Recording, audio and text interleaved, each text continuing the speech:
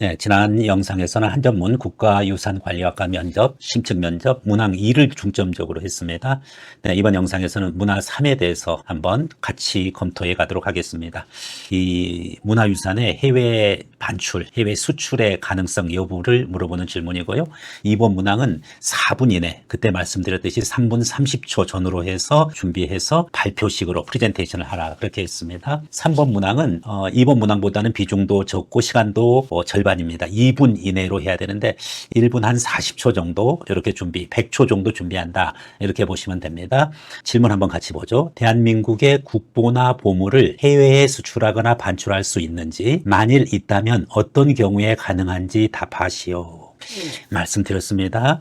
한전문, 특히 국가유산관리학과 이 부분의 면접은 일반 학생부 종합전형 면접이랑은 달리 직접적인 지식을 물어본다라고도 말씀드렸습니다.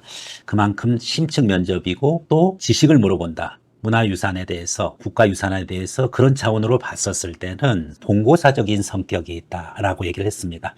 여기서도 여러분들 마찬가지예요. 국보나 보물을 해외에 수출하거나, 그러면은 원래 알고 있어야 될 내용은 여러분은 뭐야? 국보와 보물의 개념을 알고 있어야 돼요. 문화재청에서는 이 국보와 보물을 몇 호 이렇게 지정하는 것을 더 이상은 안 하고 있다. 그리고 내부 관리를 위한 거다라고 이렇게 변명을 하고 있어요. 국보의 정확한 개념, 보물의 정확한 개념 여러분들이 숙지하고 있어야 돼요. 그리고 국보와 보물의 차이점이 무엇이냐라고 했을 때 초등학생한테 설명하듯이 아주 쉽게 설명할 수 있는 능력도 갖추고 있어야지 여러분들이 국가유산관리학과의 지망자 또 기본적인 자격을 갖추었다고 볼 수 있어요. 그래서 보물 중에서 특히 보존적 가치가 클 때 우리는 국보라고 하는데 그러한 분류와 정의가 얼마나 모순됐는지를 비판할 수도 있어야 됩니다. 자, 여기서는 조금 별개로 어쨌든 국보나 보물의 기본 지식을 안다라고 생각을 하고, 이러한 대한민국의 국보나 보물을 해외에 수출하거나 반출할 수 있는지, 만일 있다면 어떤 경우에 가능한지를 답하시오. 네, 사례 답변 한번 들어보겠습니다. 네, 문화유산 해외 수출, 반출 가능 여부에 대한 사례 답변입니다. 대한민국 국보나 보물은 문화재보호법에 따라 원칙적으로 해외 수출, 반출이 금지되어 있는 것으로 알고 있습니다. 이는 국가적으로 가치가 있는 문화유산이 외부로 유출되어 훼손되거나 영구히 반환되지 못하는 상황을 방지하기 위함입니다. 대표적으로 외교장각을 들 수가 있는데, 외교장각 같은 경우에는 수출은 아니지만은 어떤 이유에서든지 반출된 사례입니다. 비록 우리가 직접적으로 결정 안 되고 약탈에 의해서 반출되어졌다라고 하더라도 어쨌든 그와 같은 반출된 것으로 봐서 영구히 반환되지 못하는 상황이 발생할 수 있는 것입니다. 프랑스에서는 외교장각을 완전히 우리에게 그 소유권을 돌려주는 것이 아니라 영구히 임대해주겠다. 우리가 소유인 대한민국의 이와 같은 문화유산이 어떻게 우리가 영구히 빌려받는 꼴이 돼버렸어요. 네. 자, 그래서 대한민국의 국보나 보물은 원칙적으로는 해외 수출과 반출이 금지되어 있습니다 라고 답변을 한 건 잘했죠. 자, 다만 다음과 같은 예외적인 경우에 한해 문화재청장의 허가를 받아 반출이 가능합니다. 첫 번째, 국제 전시를 들 수 있습니다. 두 번째, 국제 학술 연구 보존 차원입니다. 세 번째, 국제 문화 교류입니다.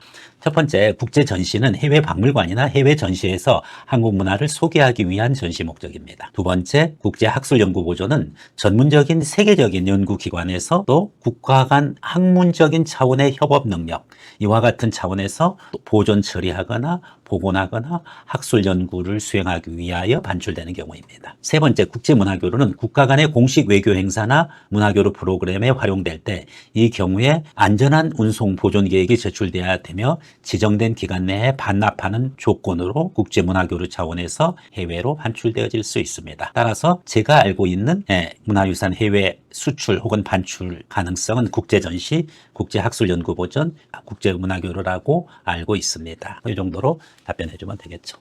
물론 면접관이 추가 질문할 수는 있습니다. 네, 자, 여기까지 문항 3번에 대해서 이야기를 했어요. 문항 3번은 문항 2번에 비해서는 답변 분량도 절반 정도고, 그리고 문항수도, 문항 2번은 무려 3개나 됐었잖아요. 그러나 여기서는 문항 하나고, 그리고 그 하나에 대해서 가능한 경우가 언제냐, 이런 부분으로 묶여져 있는 질문이었어요. 네, 한전문 국가유산관리학과 면접, 심층 면접, 해설 강의 계속하고 있습니다. 이번에 문항 4번째입니다. 문화유산 소유자에 대한 국가의 지원 여부. 네, 이 부분은 정말 사실은 고민하고 있어야 될 내용이에요. 지난번에 서촌, 제가 문화유적 답사를 다른 역사학자랑 또 문화유산 관련되는 분들이랑 답사를 할 기회가 있었는데, 특정 문화유산에 대해서는 굉장히 오픈되어져 있는가 하면 특정 문화유산 그 후손들이 살고 있다는 그 이유로 폐쇄적으로 운영되는 경우도 많이 있고, 상당한 요금을 부과하는 경우도 있어요. 지금 예를 드는 그 사례가 거기에 해당된다는 건 아니고요. 예를 들어서 서천에 이렇게 여러 개 이제 그 위학문학이라고 있습니다. 위학문학을 답사를 하는 와중에서 예를 들어서 박노수 미술관 같은 경우에는 물론 다크 헤리티지예요. 다크 헤리티지이지만은 어쨌든 우리가 그 문화유산을 향유할 권리가 있음에도 불구하고 종로에서 심지어 구청에서 매입했음에도 불구하고 입장료를 내야 되는 케이스가 있는가 하면, 반대로 개인이 소유하고 있음에도 불구하고, 즉 이 부분 것을 지자체나 또는 국가에다가 헌납한 것이 아님에도 불구하고 무료로 또 입장하는 경우도 있어요. 홍건익 가옥 같은 경우 부분 것도 굉장히 문화적 가치가 좀 높은 걸로 보여지는데, 거기 갔을 때 좀 아쉬운 것이 있어요. 그 안채서부터는 또 촬영이 또 불가능한 경우, 뭐 이런 부분들이 있고, 뭐 이상 작가의 이 관련되는 이제 그 부분 것을 갔을 때는 마음껏 또 촬영해라, 뭐 이와 같은 다양한 형태로 되어져 있는 걸 알 수가 있습니다. 자, 법에 의해 국가 지정문화유산의 소유자는 해당 유산 공개 시 관람자로부터 관람료를 징수할 수 있는데, 2023년부터 소유자나 소유단체가 문화유산 관람료를 할인하거나 무료로 한 경우에 감소되는 수입은 국가나 지자체의 세금으로 지원하게 되었습니다. 이에 대한 지원자의 생각을 말하세요. 사례 답변, 긍정적으로 답변하는 사례 하나 보고요. 반대하는 사례 하나 보겠습니다. 문화유산 소유자에 대한 국가의 지원 여부에 대해서 찬성하는 답변 사례입니다. 저는 이 제도의 긍정적인 입장입니다. 국가 지정 문화유산은 개인이나 단체의 소유라 하더라도 국민 모두가 함께 지켜야 할 공공재 성격을 가지고 있습니다.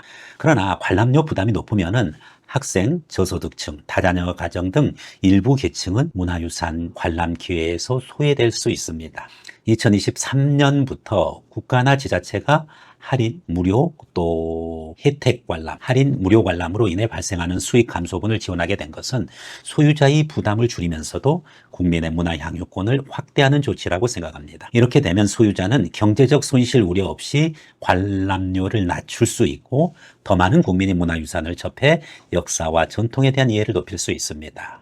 다만 세금이 투입되는 만큼 지원 대상과 기준을 명확히 하고 지원금이 실제로 문화유산 보존 관리와 관람 환경 개선에 쓰이는지를 주기적으로 점검하는 장치가 필요하다고 생각합니다. 답변 잘했죠? 국민 모두가 함께 지켜야 할 공공재 성격이다. 답변 잘했고요. 소유자의 부담을 줄이면서 국민의 문화 향유권을 확대하는 조치다. 그래서 두 가지 이유를 얘기를 해줬고요. 그 다음에 대신에 한계와 조건을 달았어요. 세금이 투입되는 만큼 그 지원 대상의 기준을 명확히 하고 제대로 지원되는 것이 관람 환경 개선에 쓰이는지 관찰 감독해야 된다. 괜찮습니다. 자, 소유자에 대한 국가의 지원 여부를 찬성하는 부분, 공공재 부분도 좋고요. 국가유산의 접근성을 높이는 거잖아요. 그래서 국민의 문화 향유 기회를 확대할 수 있다는 점이 있고요. 그리고 또 국가유산 소유자 및 소유단체, 주로 개인들이나 사적인 조직일 수 있어요. 이러한 소유자나 소유단체의 경제적 부담을 덜어주게 되고, 그 기준으로 문화유산의 보존 및 관리를 더욱 안정적으로 할 수 있겠다는 장점도 있고요. 아까 얘기했듯이 국가유산이 특정 소유자의 사유재산인 것은 맞아요. 그런데 동시에 국민 모두의 공공재산이라는 인식을 강화하는 정책. 이 부분 그러니까 국가유산 중에서 일부는 사유재산인 그런 국가유산들 있잖아요. 그러니까 당연히 뭐예요? 특정 소유자의 사유재산인 건 분명해요. 그런데 국민 모두의 공공재산이라는 인식을 강화하는 정책이다. 뭐 이런 차원에서 접근해가도 괜찮습니다.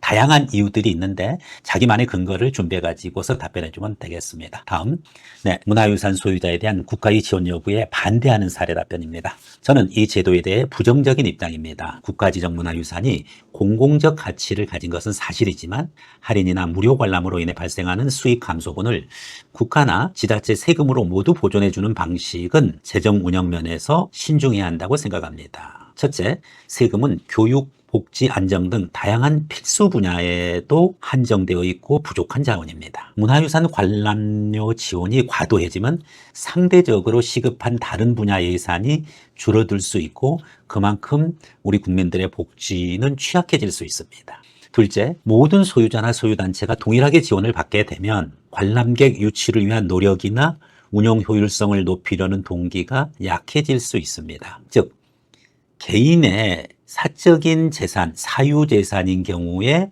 입장료를 받아서 서비스를 개선하고 보다 더 많은 관람객 유치를 위한 인센티브가 되는데 이것을 국가가 지원해 주게 되면은 관람객 유치 노력을 안 하게 된다 이거. 자본주의의 가장 큰 장점이 뭐야? 합리적 이성의 이기심을 자극하지 못한다 이거죠. 그래서 관람객 유치를 위한 노력이나 운영 효율성을 높이려는 동기가 약해질 수 있다. 셋째, 문화유산 관람료는 비교적 소액인 경우가 많아 전액 세금으로 보존하는 것이 과연 필요한지 검토가 있어야 된다고 생각합니다.